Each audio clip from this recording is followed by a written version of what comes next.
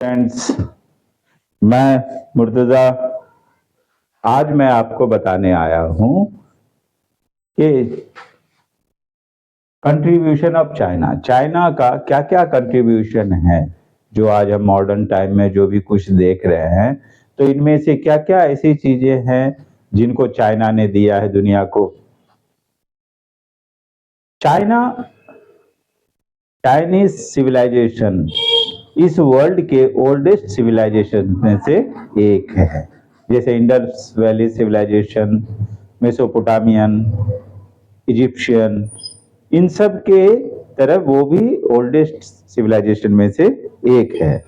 China का civilisation लगभग 4,500 साल पुराना है। 4,500 ईयर्स को वहाँ की सिविलाइजेशन है। और वहाँ के जो लोग हैं वो एंशियंट टाइम से ही काफी डिस्कवरी, इन्वेंशन वगैरह में इंटरेस्टेड रहे। उन्होंने बहुत सी चीजों को डिस्कवर किया है, बहुत से इन्वेंशंस किए हैं। आइए एक एक करके हम उन चीजों के बारे में जानते हैं। जब भी चाइना का नाम आता है तो चाइना का नाम आते ही सबसे पहले जो हमारे सामने कोई इमेज बनती है हमारी नजर के सामने, तो वो बनती है किस चीज की? Great wall of China, the great wall of China. The Great Wall of China. It is one of the longest man-made structures in the world. Different parts of the wall were built by different kings over a period of more than 1500 years. It was meant to protect the kingdom from foreign invaders.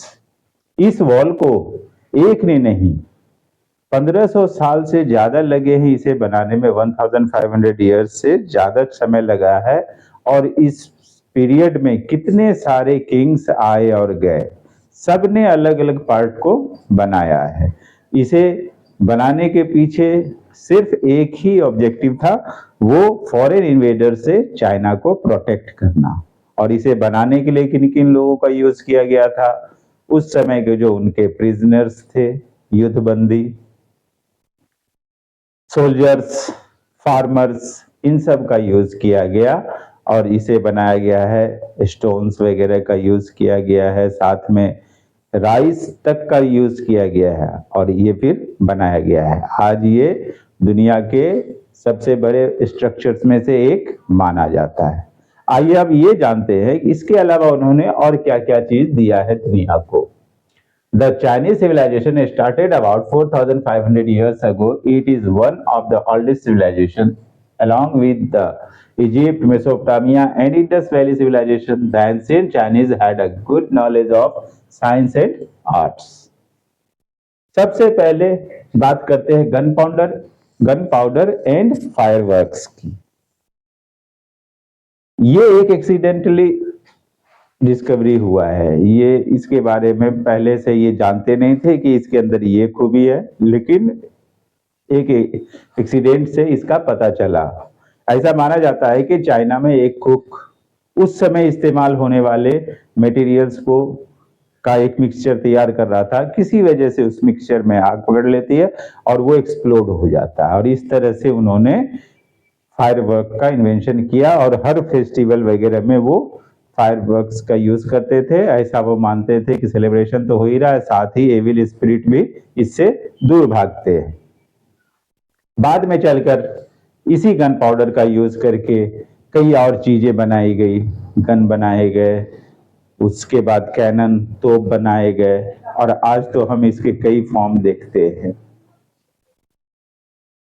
It is said that Chinese cook mixed some common things used in the kitchen those days. The mixture caught fire and exploded. Chinese started to celebrate their festivals with these fireworks.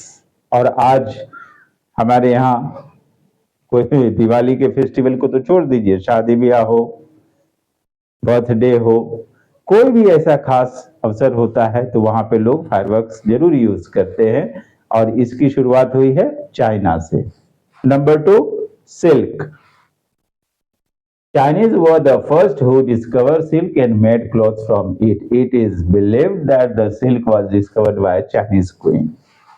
वो Chinese ही हैं जिन्होंने सबसे पहले silk को discover किया, और Chinese ही हैं जिन्होंने उस डिस्कवर्ड किए हुए सिल्क से सबसे पहले क्लॉथ बनाए। ऐसा माना जाता है कि चाइना की किसी क्वीन ने इसको डिस्कवर किया था, चाय की केतली में ककुन के गिर जाने की वजह से फिर उसके फाइबर का पता चला, और इससे फिर आगे इस तरह से डिस्कवरी हुई है सिल्क की। लेकिन हंड्रेड्स ऑफ इयर्स तक उन्होंने दुनिया से इस चीज को छुपा के रखा, क्योंकि एक तो सिल्क काफी महंगा होता था, जो रानी या राजघराने के ही लोग पहना करते थे, उच्च व्यापारी लोग ही पहना करते थे। इन्होंने फिर पूरी दुनिया में सिल्क का ट्रेड शुरू कर दिया।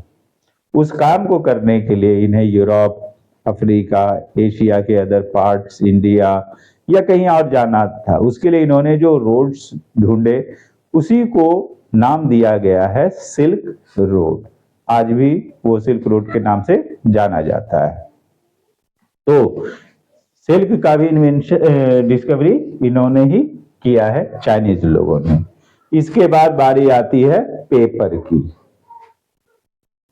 Chinese invented paper. They made it from bamboo fibers, rags, barks of mulberry trees. पहले लोग सिल्क के क्लॉथ पे या किसी और चीज पे जो उस समय अवेलेबल थे उस पे लिखा करते थे, लेकिन वो चीज बहुत कॉस्टली होता था। फिर समय के साथ चाइनीज लोगों ने बम्बू के फाइबर्स, मलबेरी ट्री के बार्क का यूज किया, और इस तरह से रैग्स का यूज करके उन्होंने पेपर बनाना शुरू किया। तो पेपर का भी सबसे पहला ढूंढने वाला, पेपर बनाने वाला चाइना ही है। उसके बाद प्रिंटिंग का भी काम सबसे पहले इन्होंने ही किया। ये वुड के तरह तरह के डिफरेंट टाइप के ब्लॉक्स बनाते थे, किसी में कोई लेटर होता था, किसी में कोई डिजाइन होता था, और फिर उसे प्रिंट किया करते थे। तो प्रिंटिंग का भी काम सबसे पहले चाइना ने ही शुरू किया। Printing, they were also the first to start printing. Letters and other designs were carved on wooden blocks. These blocks were used to print cloths on paper. जैसे आज हम रबर स्टाम्प बनवाते हैं, बिल्कुल उसी मेथड पे वो प्रिंटिंग होती थी। रबर स्टाम्प को हम स्टाम्प पैड पे दाबते हैं तो उस पे इंक पूरी तरह से लग जाता है, फिर उसे हम जैसे पेपर या किसी चीज पे डालते हैं तो वो इंप्रेशन उस पे आ जाता है, प्रिंटिंग इंप्रेशन। तो इस तरह से इन्होंने सबसे पहले प्रिंटिंग का भी काम शुरू किया। बाद में तो खैर आज प्रिंटिंग के हम एक से एक देख रहे हैं। अदर थिंग्स, इसके अलावा भी उन्होंने कई और चीजें खोजी जो कि आज हम इस्तेमाल कर रहे हैं, जैसे टी, चाय। आज सुबह उठते ही सबको चाय चाहिए, कॉफी, चाय। चाय यानी टी को ढूंढने वाला चाइना है। काइट्स, जगह जगह लोग काइट्स उड़ाते हैं, बच्चे पतंग उड़ा रहे होते हैं, इनको ढूंढने वाला, इनका पता लगाने वाला, कैसे उड़ाना है क्या, चाइनीज है। पोर्सिलेन, कंपास जिससे हम डायरेक्शन देखते हैं, उसके बारे में भी पहला आइडिया उन्हीं के माइंड में आया था। और अबेकस, जिससे पुराने समय में काउंटिंग की जाती थी। तो ये सब कंट्रीब्यूशन है चाइना का। एक तरह से अगर हम देखें तो चाइना का अच्छा खासा कंट्रीब्यूशन है ह्यूमन डेवलपमेंट में। उम्मीद करता हूं आप लोगों को इससे आपकी नॉलेज बढ़ेगी और इससे फायदा उठाएंगे।